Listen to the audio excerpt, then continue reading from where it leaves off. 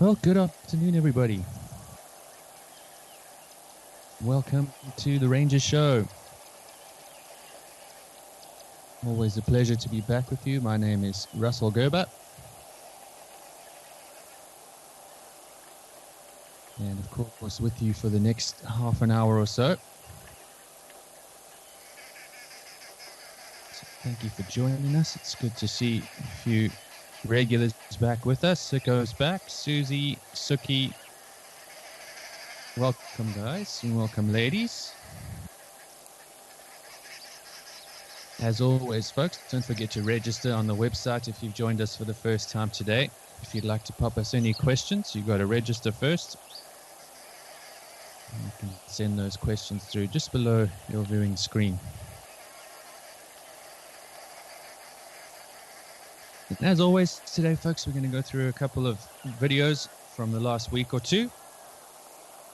Some highlights from our wonderful cameras all over the bush. And of course, we'll go through some live video if anything exciting happens. Comes down to the watering holes, and we'll always keep an eye on what's happening at our various locations. But always a pleasure to be with you. Kicking off today at the beautiful Olifants River. You can see a fairly large reptile hanging out in the middle of the river.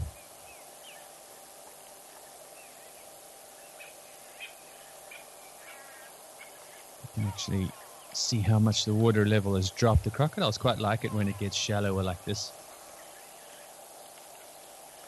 Not just because it starts to give them opportunities to grab some fish in shallow waters, but also, of course, these little banks in the middle of the river that show up as the water level drops and your shallower banks come out of the water. It's, of course, a big old Nile crocodile. It's been around most of the day. I don't know if you guys have been watching this morning.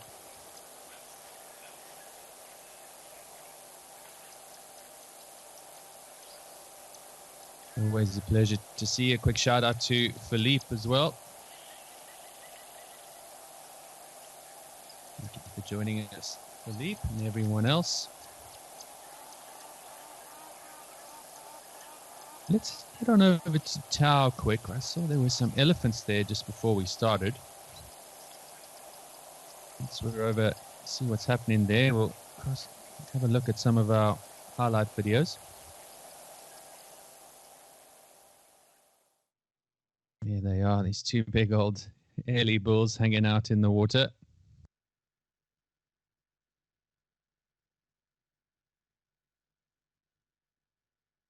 We're seeing so much elephant action around Tau at the moment, and most of our cameras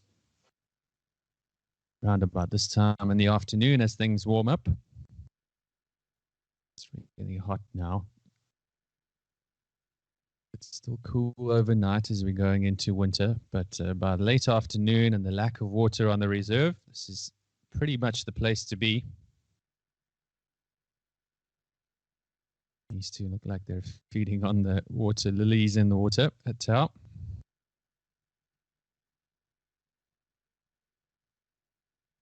Let's have a look at some of our highlight videos. As always, you guys can send in any questions that you might have. Got a beautiful clip of Secretary Bird at Tau.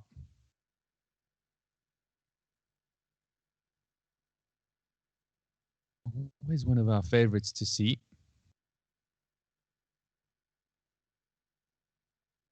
Not something we get to see as often as I'd like. But easily one of the most interesting looking raptors we get in Africa. As you can see, this individual doing what they do most of the time, which is investigating for prey on the ground. Of course, those long legs are adapted for hunting various species of small reptile, mammal, even insects at certain times of the year. Of course, they're most famous for taking on big venomous snakes. Those long legs, which of course have got scales well up over the knee, help to protect them from potential bites. What they do is actually use those long legs and their talons, often will beat the snake with those claws. And if that doesn't work, I've actually also seen them grab them, fly them up into the air and drop them. It's an incredible thing to see. More often than not, you see them in pairs. They are, of course, monogamous breeding pairs. Will often return to the same area, breeding. This one's in a hurry for something. It might have been intimidated by that water buck.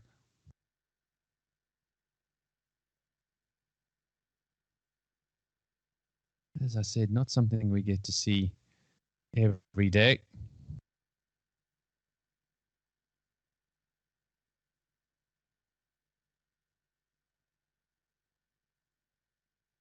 As I mentioned, also one of my favorite birds. That name is suggested to come from the fact that the almost spiky feathers behind its head were said to resemble the pencils that secretaries used to keep in their hair bun behind their head. It was long before my time, so I'm not sure if that is true, but that is the suggested source of the name. Beautiful and interesting birds nonetheless. They're actually vulnerable, listed as vulnerable on IUCN Red List, reinforcing that suggestion that they are fairly uncommon. But a really cool clip. Back live now with our elephants. Don't forget to send in those questions, folks.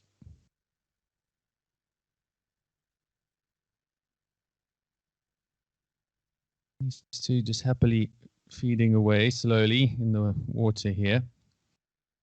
They're going to go over to Nkoro quickly, another special bird species, also a ground hunting species. We'll go over to Nkoro live quick. See these beautiful southern ground hornbills.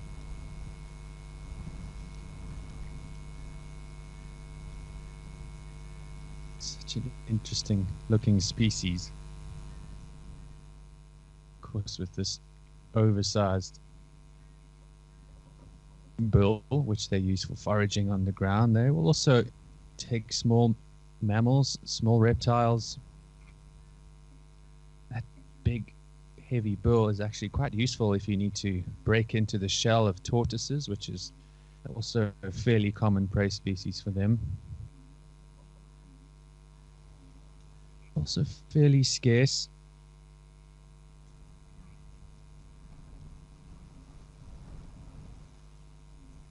Mostly confined to nature reserves these days.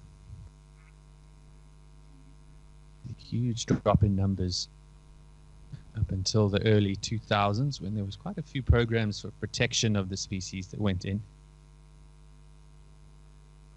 particularly in Kruger Park, of course, which is where a number of our cameras are. You'll often see them in these small family groups, often a male and female, and then the chicks, sub-adults, will be hanging out with them.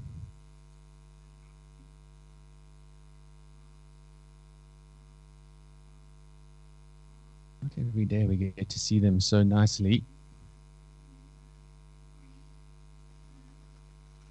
They quite often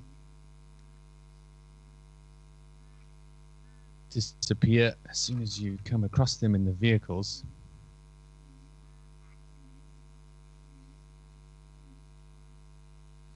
Got an interesting comment from Sue.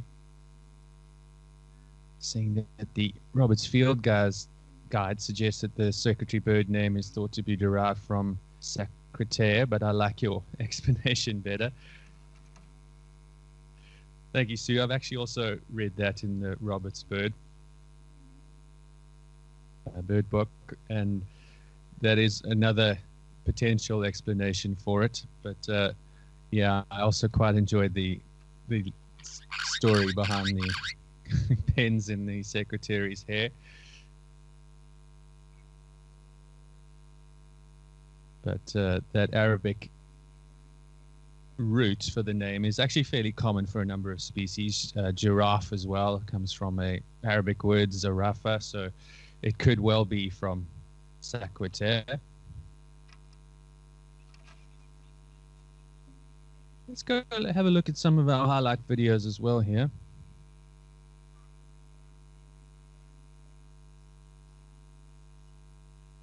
Got a lovely clip that I wanted to show you. Hyena at Thornycroft, which is always fun to see. We are, of course, doing an on-point show tomorrow, focusing on these lovely animals.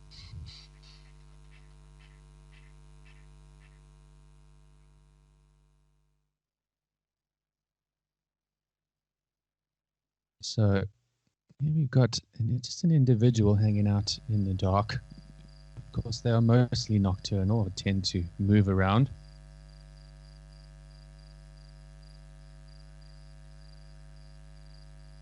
For the most part, a clan of hyenas will spread out into a large area.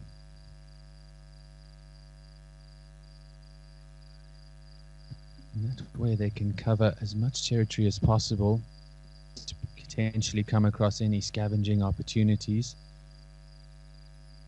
One thing we'll touch on tomorrow when we're talking about the hyenas is that they can also be prolific hunters themselves in certain parts of the world.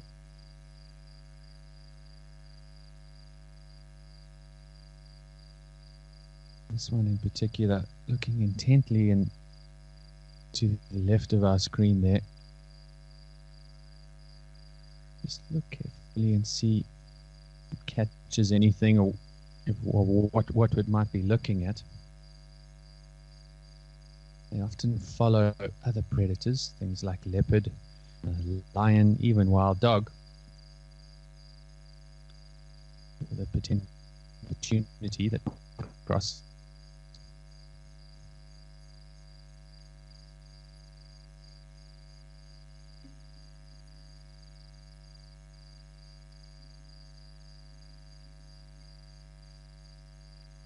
Thing I love about hyenas is that loping walk of theirs. That slanted back. It looks almost awkward the way they walk.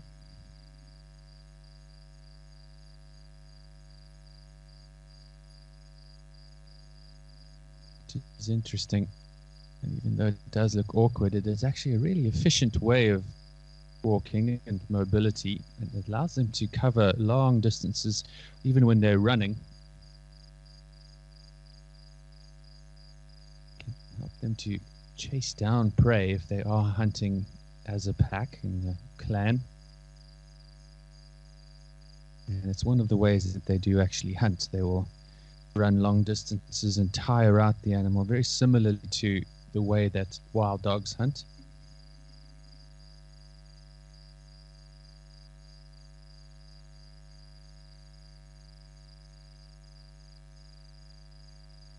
Easily one of my favorite animals in Africa. Many of you know my favorite is definitely the leopard that we chatted about last week. But the character and bravery of hyena cannot be doubted, and they're actually quite fun animals to watch.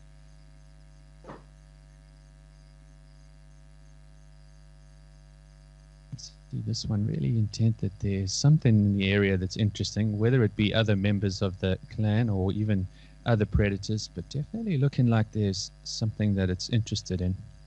With those ears up and forward like that and the head up trying to catch a scent on the air.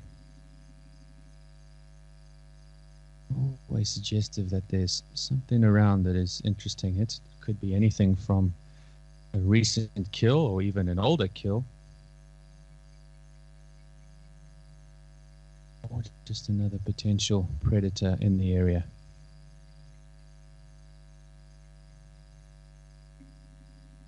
Andre says that wolves do it the same way in hunting. 100%, Andre. All very similar with the descendants of the dog-like species. Again, something we'll cover tomorrow in our chat, that hyena actually fall into their own little group, somewhere between the cats and dogs. But certainly the wild dogs here in Africa and wolves in North America firmly on the side of the dogs. But again, we'll go into more detail on that hyena origins tomorrow. Thank you for your comment, Andre. Let's go back live now. Let's enjoy that little clip of that hyena. A question from Philippe: do the ground bulls always go by two? Thanks for the question, Philippe. That's very much the case, as I mentioned. They're normally in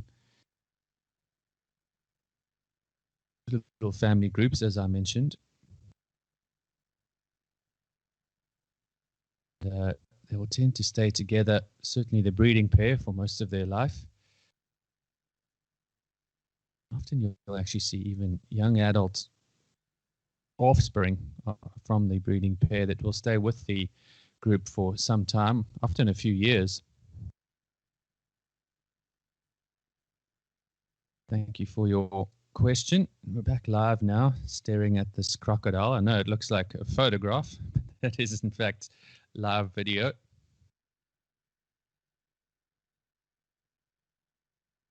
You can see that little blacksmith lapwing just off to the right-hand side there.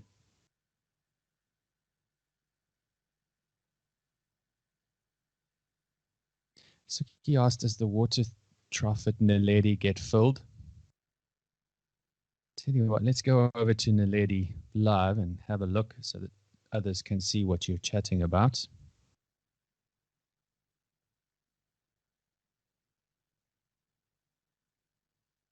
You mentioned, Suki, that it seems like the baby elephants are struggling in the area. And the truth is, yes, that little water trough does get filled. There is actually a water pump in the area close to the dam, and it will actually fill up that water trough.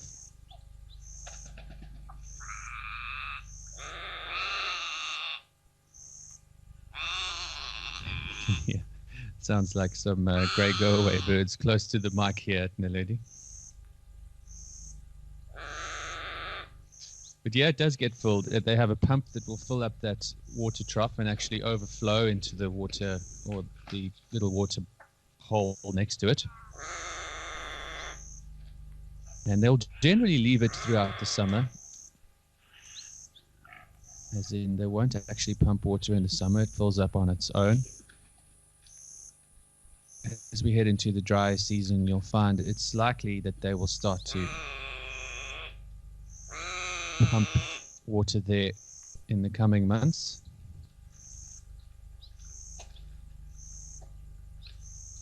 And you mentioned, Suki, that the baby elephants have been struggling. That's actually not really the reason they'll do it. They do it simply for better viewing opportunities, if I'm perfectly honest.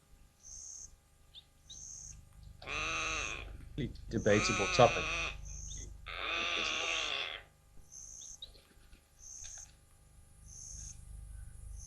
And it's actually a hugely debatable topic, so I think we broke up for a moment there.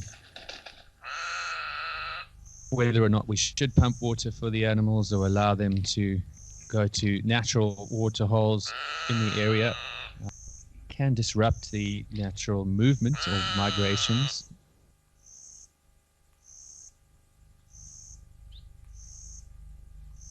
And in some instances can lead to overgrazing in certain areas. But it's a good point, an interesting one. As I said, it's likely they'll start pumping it again soon as the water's dried up there. Had a question from Siko also about these plants here at Naledi in the water. We were trying to get information from the reserve itself.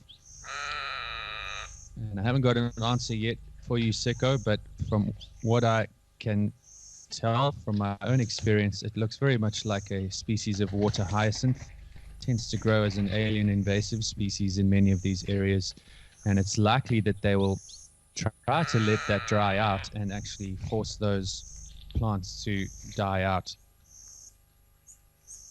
So we might see that that's part of the reason they've delayed filling this water hole. Soki, but thank you for your question.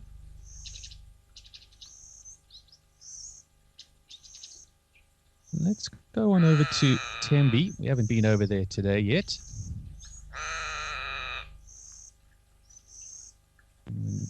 We've had a look. We'll check if we've got any animals around at Tembi. In the meantime, I can go through a little video for you folks.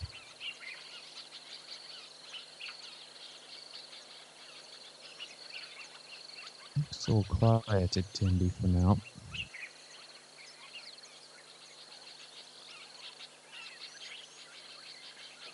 Maybe we can have a little pan off to the right and see what we can see.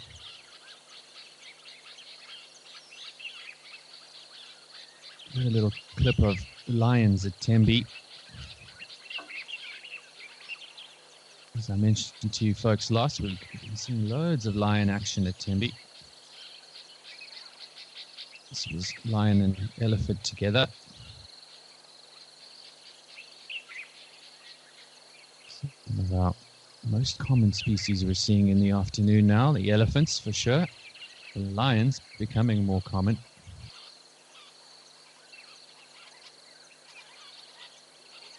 Doesn't look like we've got anything visiting live at the moment at Tembi. Let's have a look at our little video that I wanted to show you folks.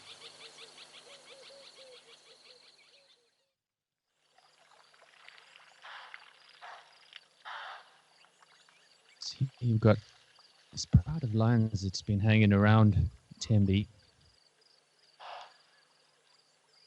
This looks like two lionesses. If you listen carefully, you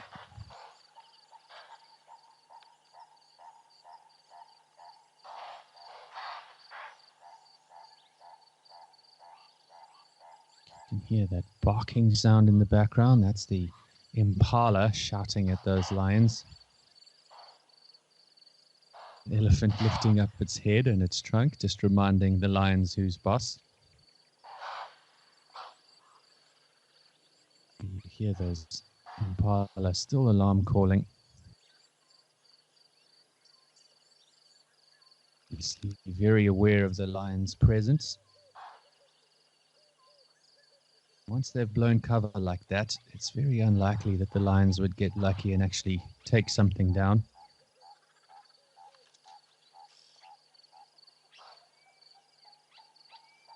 You see them running off to the right-hand side, that whole herd.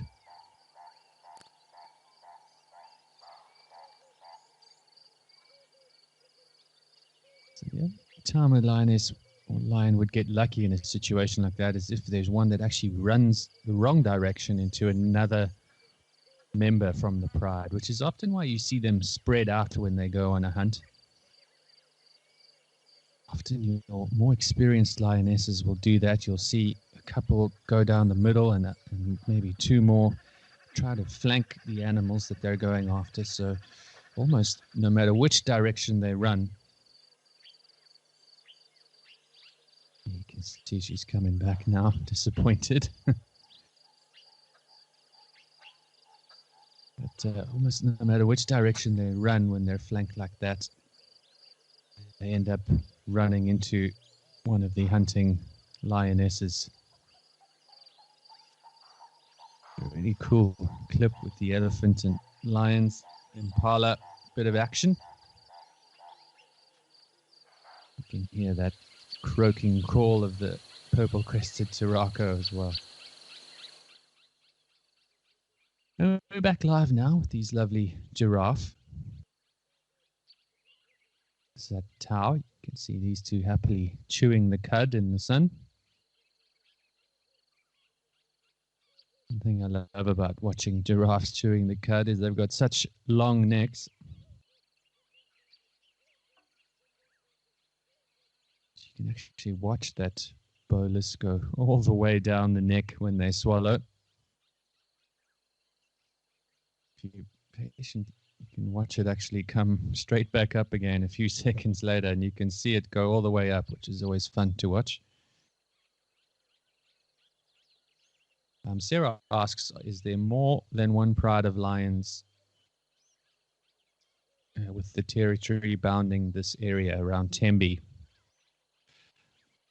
Sarah, as far as I know, there's only one pride there. They're not always all together. Sometimes you'll see they'll split up into smaller groups, even the females, though less likely than the males. But it's not always that you'll see the entire pride together. So, but as I say, as far as I know, there's actually one pride that covers that waterhole, which is likely to be more common anyway. It's highly unlikely that different prides of lions' territories would overlap like that. Even females, they won't tolerate other females in their own territories. And that's all to do with competition. They don't want anyone else around potentially stealing food from them.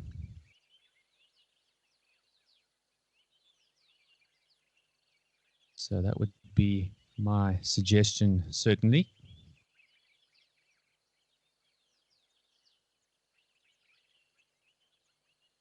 I hope that answers your question. Let's head over to Rosie's. Suki asks, in the meantime, aren't the lions interested in the geese? Suki, they can be. They tend to avoid anything that is a highly unlikely catch for them. Sometimes you'll see younger lions trying their luck with some birds and flying species, and though stranger things have happened, they do occasionally catch things like that. They'll have to be very hungry to have a go at a goose. Even if they do get lucky enough to take it down. There's also not much meat on there for a lion, so it's not a preferred prey species. And we've got a lovely group of elephants here. Looks like two youngish males.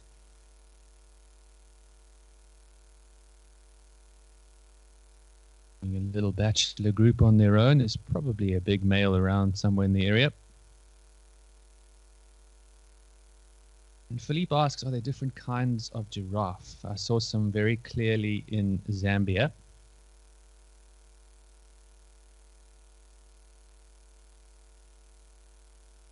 So, Philippe, it's a great question. Yes, there are a number of giraffe subspecies throughout sub-Saharan Africa. The giraffe species that we see here, the only giraffe species we see down here on our cameras is, of course, the southern giraffe.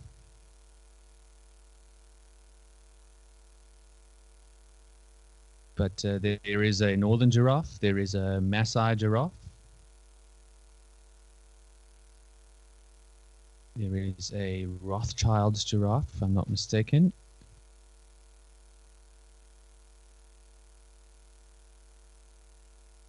And if I'm also not mistaken, I'm pretty sure that would be the one you might have seen in Zambia.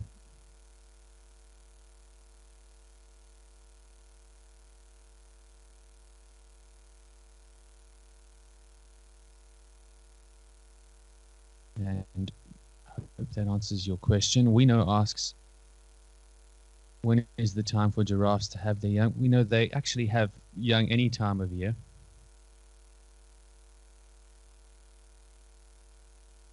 pretty much throughout the year we'll see them dropping their youngsters. More often than not, a small peak of youngsters around the beginning of summer when there's a lot more food to eat, which is fairly common for a number of our browsing species. Because giraffes have got such long necks, they tend to outperform a number of the other browsers. They get access to the leaves and trees that many other species don't.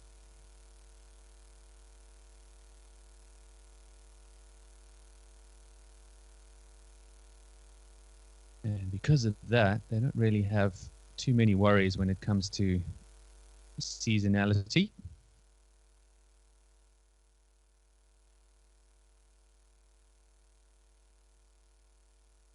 In the meantime, these two elephants got spooked by something.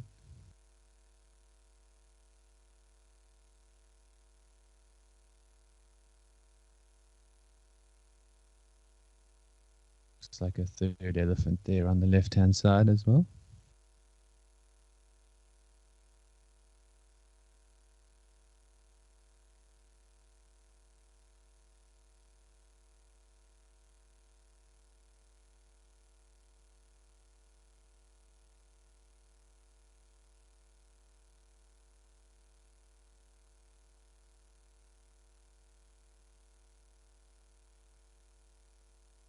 Folks, it looks like we're coming to the end of our little adventure together today.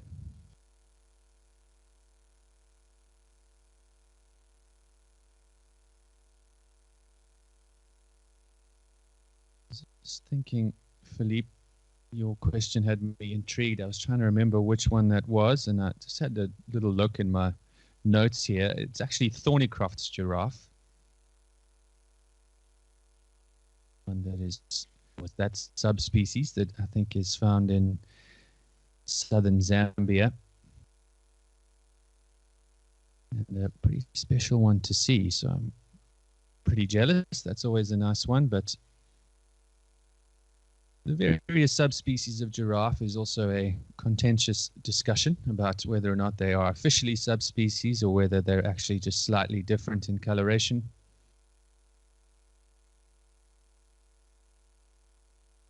But, it's always nice to take off a few new species if you can.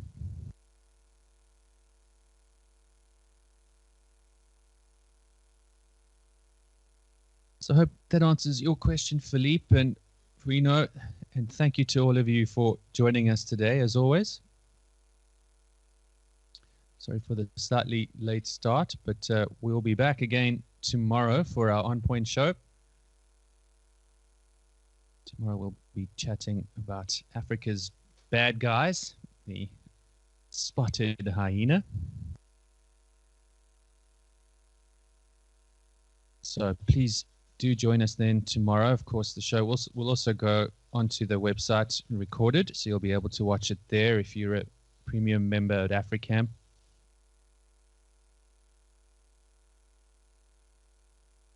And for now, I'm going to leave you with this lovely view and sighting of these elephants. So enjoy your afternoon, everybody, wherever you are in the world. Thanks, as always, for joining us.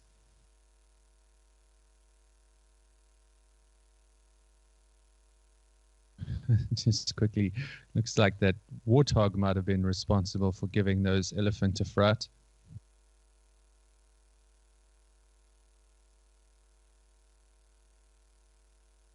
Don't see anything else around, but if you never know, keep your eyes peeled on the Rosie's camp. Maybe we get a little visitor down there. But from myself and the Africam team, thank you as always for joining us, and we'll see you tomorrow, 2:30, same time.